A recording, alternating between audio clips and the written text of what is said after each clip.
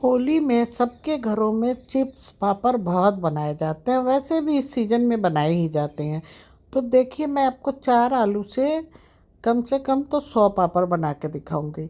और पापड़ कहिए या चिप्स कहिए, आलू का चिप्स बनाने में काटना छीलना बहुत काम करना पड़ता है। ये बिल्कुल आसानी से बन जाएगा। तो ये देखिए, हमने ये 4 आलू लिया और उससे पहले अच्छी तरह से धो लिए। ऐसा नहीं है कि छिलका हटा के धोएं। उस धो के और फिर इसे हम पानी में डाल देंगे। पानी में कब डालेंगे? पहले हम इसका छिलका निकालेंगे। लेकिन छिलका निकालने से पहले ऊपर का आलू बहुत ही अच्छी तरह से साफ करना होता है। तो ये सारे आलूओं का पहले मैं छिलका को निकाल दूंगी। ये आप इसे चिप्स बोलिए या पापड़ बोलिए, वो खाने में बहुत ही मस्त लगता है। और एक बात आप सोचेंगे कि ये आलू का चिप्स या पापड़ बना है, बिल्कुल सफ़ेद बने, तो चूंकि इसमें हम लोग कुछ न कुछ मसाला ऐड करते हैं जिससे ये बहुत ही टेस्टी हो, तो ये बिल्कुल सफ़ेद नहीं बन सकता है। वो मैं पहले ही बता दे रही हूँ। वो गलत बात बोलना है कि बिल्कुल सफ़ेद पापड़ होगा या चिप्स होगा, नहीं होगा। वो साबूदाना का ही पापड़ होता है जो बिल्कुल सफ़ेद बन के निकलता है। आलू के चिप्स में जब हम थोड़े थोड़े मसाला ऐड करते हैं, तो वो चिप्स बोलिए या पापड़ बोलिए, हालांकि मैं ये पापड़ ही बनाऊंगी पर बिल्कुल चिप्स के आकार का पापड़ बनाऊंगी। छोटे छोटे बनेंगे और आपको तलने में भी आसान। और आलू है तो आलू का ही चिप्स, पर बहुत कम तेल में ये तल भी जाएगा। और इसे ना तो ज़्यादा हमें धूप में रखना है और ना ही इसे हमें बहुत ज़्यादा काटना है। तो ये देखिए, हमने चारों आलू को अच्छी तरह से छिलका हटाया। और छिलका हटाने के बाद इसे हम अब फिर प्लेट को साफ करके ले आए। और अब क्या करना है, हमें एक ग्रेटर लेना है और चारे आलू को हमें ग्रेट कर देना है। आप चाहे तो ग्रेटर से ना ग्रेट करके आलू के टुकड़े भी काट सकते हैं, पर ग्रेटर से ग्रेट किया हुआ आलू बहुत अच्छी तरह से ही इसके पेस्ट बनेंगे। मैं पहले ही बता रही हूँ, मैं इसका पेस्ट बनाऊंगी। आप चाहे तो इसी तरह ग्रेटर से ग्रेट कर ले। ग्रेटर से ग्रेट किए हुए आलू का क्या होता है, स्टार्च बहुत ही आसानी से निकल जाता है। पर टुकड़े काटे हुए आलू का इसमें स्टार्च होता है, इसलिए हम बता रहे। और इस प्रकार आप मोटे पतले किसी भी ग्रेटर से ग्रेट कर लें और ये बहुत ही जल्दी ग्रेट हो। इसे हम ग्रेट कर लेंगे, चाहे 2 किलो आलू हो 4 किलो आलू हो, थोड़ा भी टाइम नहीं लगता है। आप मोटे वाले ग्रेटर से और भी जल्दी ग्रेट कर सकते हैं। तो इसमें से बिल्कुल ही स्टार्च निकल जाएगा धोने के बाद, पर टुकड़े काटे हुए आलू में स्टार्च रह ही जाते हैं। तो ये देखिए, हमने क्या किया, कितने तेज़ी से वीडियो को बिल्कुल स्किप नहीं किया। किसी ने मैं मुझे कमेंट में बोला था, दीदी आप वीडियो को छोटा करने के लिए बहुत ज़्यादा स्किप कर देते हो, तो दीदी पूरा वीडियो बनाओ। तो देखिए, हमने आज वीडियो को बिल्कुल स्किप नहीं किया है। अन्यथा मेरे किसी भी वीडियो में आलू छीलते हुए और पूरा आलू ग्रेट करते हुए मैंने नहीं दिखाया। मैं वीडियो को बहुत ही छोटा कर देती हूँ। तो लीजिए, मैंने आज बिल्कुल ही स्किप नहीं किया, इसलिए थोड़ी सी बड़ी हो गई वीडियो। पर आपसे मैं उम्मीद करती हूँ कि आप लोग स्किप ना करेंगे। तो ये देखिए, हमने 3 आलू ग्रेट करते गए और उसी पानी में हम रखते गए। तो ये 3 आलू तो हमने अच्छी तरह से ग्रेट कर दिया। और एक आलू अब लास्ट है, उसे भी मैं ग्रेट कर दूंगी। और आप लोग होली पे आप ज़रूर बनाना, बिल्कुल आपके मेहमान आने वाले आगंतुक खा के खुश हो जाएंगे। इसके क्योंकि इसका टेस्ट बहुत ही बढ़िया आता है और बहुत ही कुरकुरा आएगा। और ये ज़्यादा तेल भी ऑब्जर्व नहीं करता, बहुत अच्छे तरह से इस थोड़े से तेल में बहुत सारे चिप्स जो हैं ये तल के निकल जाएंगे। तो ये लीजिए, हमने चारों आलू को ग्रेट कर लिया और ग्रेट करके उसे पानी में डाल के कम से कम 3-4 पानी हम धो के निकालेंगे। पानी बिल्कुल साफ़ हो जाना चाहिए। इस प्रकार इसीलिए मैंने बताया कि आलू के टुकड़े जो हम काटते हैं और ग्रेट करते हैं, दोनों में क्या फ़र्क है। तो इसे हम कम से कम 3-4 पानी धो के और लाएंगे और आलू का पानी बिल्कुल जो साफ़ हो जाना चाहिए। तो ये लीजिए, आप देख सकते हैं बिल्कुल आलू के पानी जो है अब ये साफ़ नज़र आ रहे हैं। हमने इसे 4 पानी धोया, पूरी ही स्टार्च निकल गया। तो अब हम क्या करेंगे, एक मिक्सी का जार लेंगे और मिक्सी के जार में इसे डाल देंगे। और पानी बिल्कुल साफ़ है, चाहे तो इसी पानी में से हम इसमें डालेंगे, और बहुत ज़्यादा नहीं। ये 4 आलू है तो हमें ज़्यादा नहीं, कम से कम हाफ कप पानी डाल के इसे, और फिर इसे हमें पीसना है और बिल्कुल फाइन पेस्ट बना लेना है। तो ये लीजिए, इसी में से मैं थोड़ा सा पानी भी डाल देती हूँ, ज़्यादा नहीं, देख सकते हैं हमने बहुत कम पानी डाला।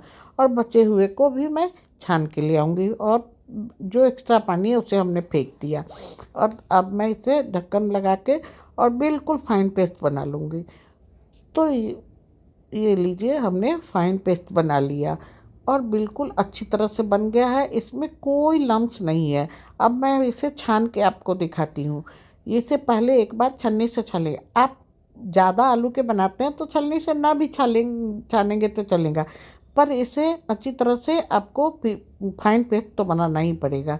तो ये लीजिए, हमने क्या किया, इसे एक बड़े से छलनी में डाल के और छान दिया। क्योंकि आप सोच रहे होंगे कि 4 आलू को छानना तो बहुत आसान है, पर 2-3 किलो बनाया जाए तो उसमें बहुत बहुत टाइम नहीं लगता। बहुत आसानी से जो हम आलू का चिप्स बनाते हैं उसे धोते हैं, फिर छीलते हैं, फिर एक एक आलू को कटर से काटते हैं, काटने के बाद उसे बॉयल करते हैं। बॉयल करने में भी बहुत सारे पानी को गर्म करना पड़ता है, उतना टाइम इसमें नहीं लगता है। और फिर उसे सुखाने में भी टाइम लगता है, इसको सूखने में भी टाइम नहीं लगता।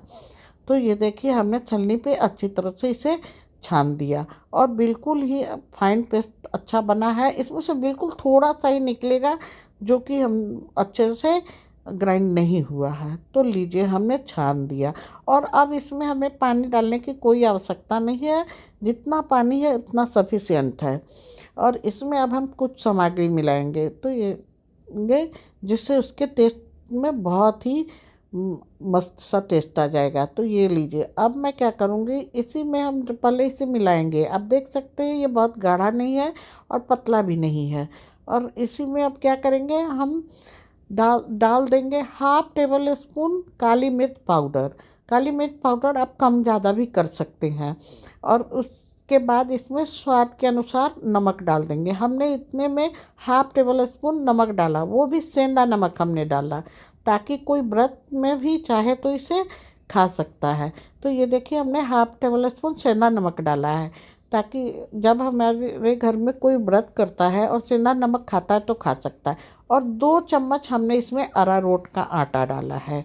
अरारोट का आटा मार्केट में आसानी से मिल जाता है, आप इसकी जगह मैदा भी डाल सकते हैं, पर दोनों के टेस्ट में काफ़ी अंतर होगा। तो कोशिश कीजिए कि आप इसमें अरारोट का आटा ही डालें। और डाल के अब हम क्या करेंगे, इसे अब एक दूसरे बर्तन में शिफ्ट करेंगे। अब ये दिन ज़्यादा नहीं, मुश्किल से 5 से 7 मिनट लगेगा इसे हमें गैस पे चढ़ाना है। तो अब हम इसे क्या करेंगे, एक स्टील के बर्तन में इसे हम डाल देंगे। और डालने के बाद इसे अब हम गैस पर फुल फ्लेम करके इसे चलाते हुए पकाएंगे। तो ये लीजिए, हमने डाल दिया और इसी गमले में हमें आधा कप पानी और डाल के इसमें डाल दिए, क्योंकि थोड़ा घना लग रहा था। अरारोट का आटा डालने के बाद थोड़ा घना लग रहा था, इसलिए हमने इसमें हाफ कप पानी और डाला। अगर वैसे ही चढ़ा देते तो वो तुरंत ही गाढ़ा हो जाता, पकता नहीं। तो अब हम क्या, गैस को ऑन किए और फुल फ्लेम पर इसे चलाते हुए अभी हमें पकाना है। और बहुत टाइम नहीं लगता, मुश्किल से 5 से 7 मिनट में ही ये पक जाता है। तो आप लोगों को हमारी रेसिपी कैसी लगती है, प्लीज़ कमेंट सेक्शन में ज़रूर बताएं। और जो भी नए देख रहे हैं प्लीज़ सब्सक्राइब कर लें, क्योंकि आपका एक सब्सक्राइब हमारे लिए बहुत ही काम का है। तो आप एक बार सब्सक्राइब कर लें और बेल आइकन को प्रेस कर दें, ऑल कर दें, ताकि जो भी वीडियो मैं डालूँ नोटिफिकेशन सबसे पहले आपके पास चले जाए। तो ये देखिए, हमने चलाते हुए इसे पकाया और आपको झाग नज़र आ रहा है। चूँकि हमने आलू के साथ अरारोट का आटा डाला है, नमक डाला है, इसलिए इसमें झाग बन रहा है। पर इसे हमें निकालने की भी आवश्यकता नहीं है, क्योंकि ये तुरंत ही पक जाएगा। तो इसे पकाते हुए हमें मुश्किल से 5 से 7 मिनट लगेगा। और अगर आपको रेसिपी पसंद आए तो होली का सीज़न है, आप अपने फ्रेंड और फैमिली में भी इसे शेयर कर सकते हैं, ताकि और लोग भी आसानी तरह से आलू का चिप्स या पापड़ बना सकें। तो ये लीजिए, ये बन गया। आपको मैं इस नेक्स्ट वीडियो में साबूदाना का भी बहुत आसानी से पापड़ बना के दिखा दूँगी। तो ये लीजिए हमारा गाढ़ा हो गया। और अब हमें ना तो ज़्यादा ठंडा करने की आवश्यकता है, ना कुछ, सीधा गैस से हम उठाएँगे और इसके पापड़ बना देंगे और एक दिन में ही ये सूख के बहुत ही बढ़िया हो जाता है। तो ये लीजिए ये गाढ़ा सा हो गया। अब हम इसे ले चलते हैं पाप इसका चिप्स बनाने।